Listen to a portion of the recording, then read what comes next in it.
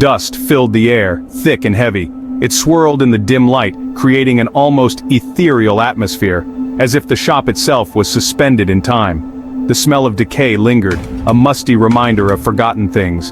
The scent was a blend of aged wood, old paper, and the faint hint of mildew, each whiff telling a story of neglect and abandonment. The antique shop was a graveyard of memories, each object holding the echo of a past life. Shelves were lined with relics from bygone eras, each piece a silent witness to history, waiting for someone to uncover its secrets. Shadows stretched from every corner, hiding secrets beneath their inky depths. The interplay of light and dark created an almost haunting ambiance, as if the shadows themselves were alive, whispering tales of the past. The silence was broken only by the creaking floorboards, each step a groan of protest.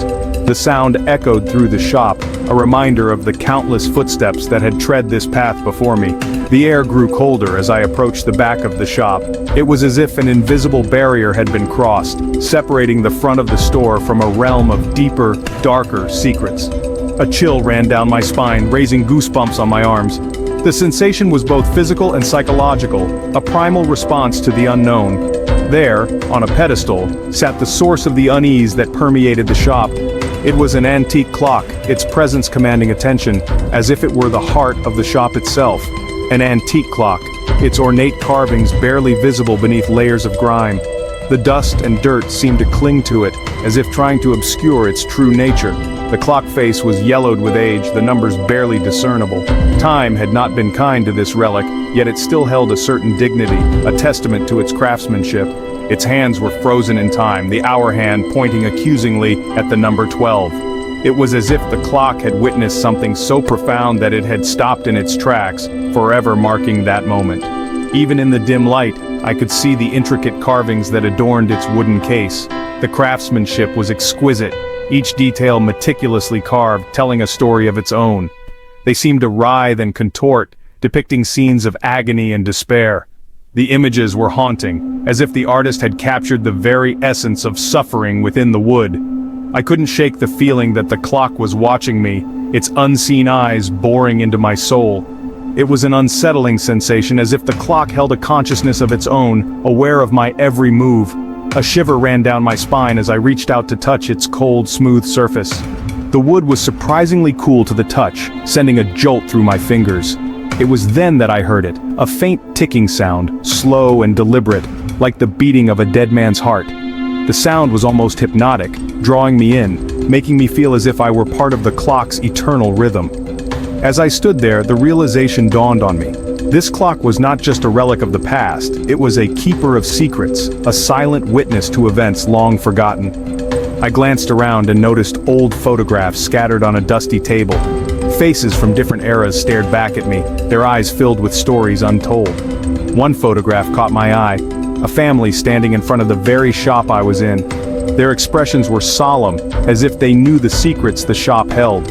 I found an old ledger, its pages yellowed with age. The entries were written in a neat cursive hand, detailing transactions from decades past. One entry stood out, a date from the early 1900s. It mentioned the acquisition of the clock, describing it as a curious piece with an unsettling aura. I traced the words with my finger, feeling a connection to the past. The ledger was more than just a record, it was a bridge to another time. I couldn't help but wonder about the lives that had intersected with this clock. What stories did it hold? What secrets had it witnessed? The shop was filled with countless other relics, each with its own story, but none seemed as compelling, as enigmatic as the clock. The clock's hands remained frozen at 12, a silent testament to a moment lost in time. It was a reminder that some mysteries are never meant to be solved. I slowly backed away from the clock, a sense of reverence and respect washing over me. Some things are best left undisturbed, their secrets intact. As I made my way out of the shop, the dim light casting long shadows, I couldn't shake the feeling that I had been part of something extraordinary. The antique shop was more than just a collection of old things. It was a portal to the past, a keeper of memories and mysteries. The door closed behind me with a soft click, and the shop returned to its quiet, undisturbed state. But I knew that within its walls, the stories and secrets of the past would continue to linger, waiting for the next curious soul to uncover them. And as I walked away, I could still hear the faint ticking sound in the background. a reminder that the clock and the shop would always be there, watching, waiting, and keeping time in its own mysterious way. The clock was an enigma, a puzzle from a forgotten time. Its intricate carvings hinted at a dark and troubled past. The wood was black as night, polished to a sinister sheen. It seemed to absorb the light, casting long, eerie shadows across the dusty floorboards. The clock face was a thing of nightmares. The numbers, once elegant Roman numerals, were now twisted and distorted, resembling screaming faces trapped in eternal torment.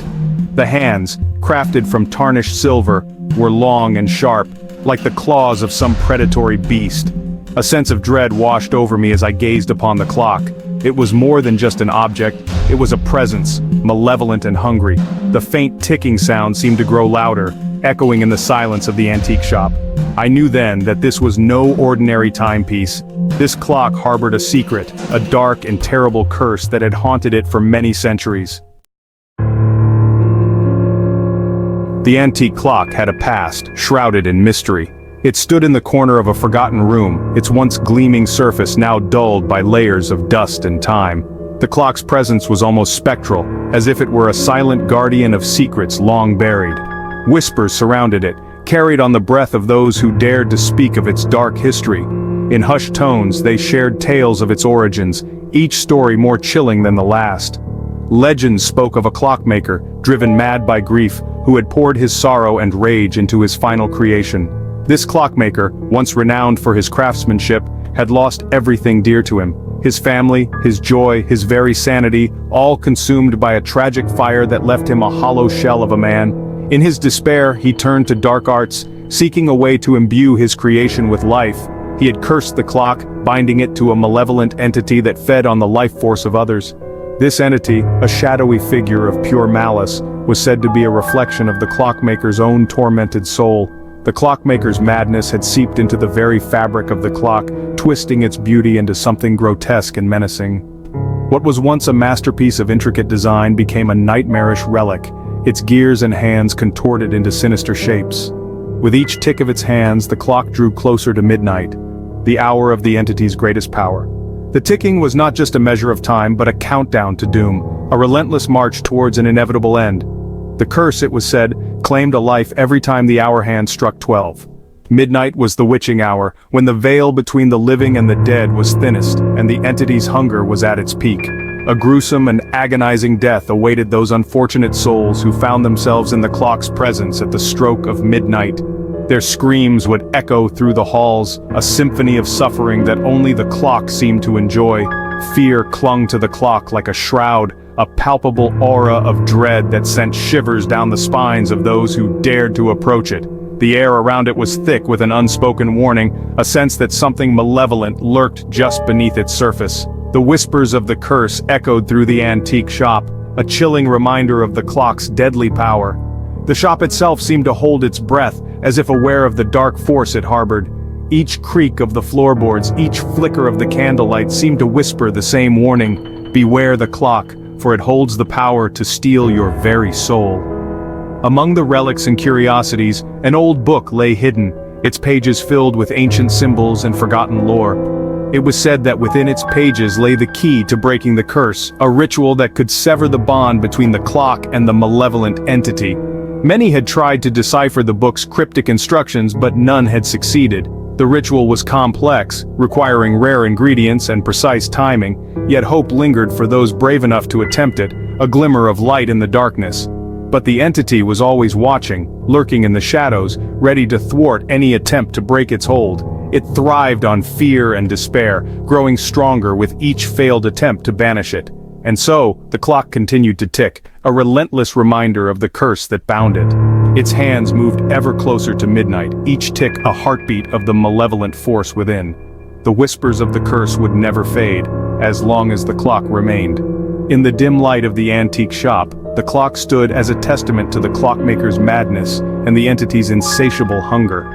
It was a relic of a time long past, yet its power was as potent as ever, a chilling reminder that some curses are never truly broken. Old Man Hemlock, the antique shop owner, was a man of habit. Every day, without fail, he would open his shop at the crack of dawn and close it as the sun dipped below the horizon. His life was a series of routines, each one meticulously followed, each one a testament to his dedication to the past.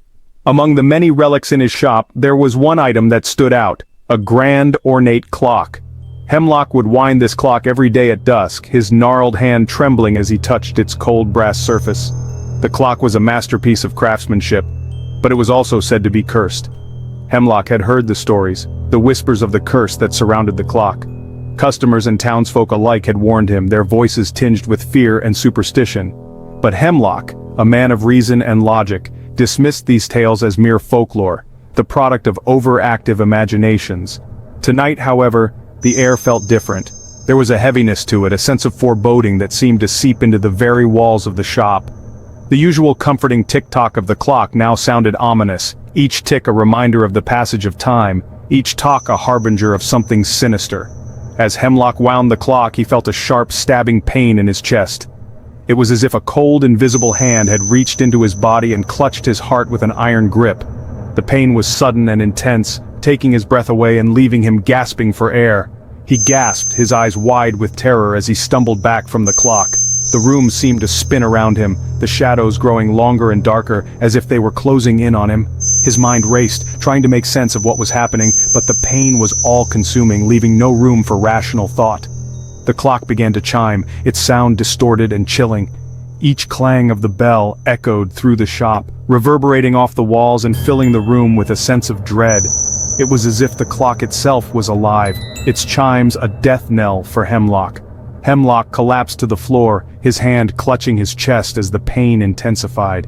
He could feel his life slipping away, each beat of his heart growing weaker and more erratic. The world around him began to fade, the edges of his vision growing dark. His eyes darted to the clock, its hands moving with unnatural speed toward the number 12. It was as if time itself was accelerating, rushing toward some inevitable, terrible conclusion. Hemlock tried to cry out, but no sound came from his lips. As the final chime rang out, Hemlock's body went limp. His eyes stared vacantly at the ceiling, his final breath escaping his lips in a soft, almost inaudible sigh. The shop was silent, the only sound the relentless ticking of the clock. The clock ticked on, indifferent to the life it had just claimed. Its hands moved steadily, each tick a reminder of the passage of time, each tock a testament to the curse that lay within its gears and springs. The curse had claimed its first victim. Hemlock's lifeless body lay on the floor, a stark reminder of the power of the supernatural, and the dangers of dismissing the unknown. The clock, now silent, stood as a grim sentinel over the scene, its curse far from over.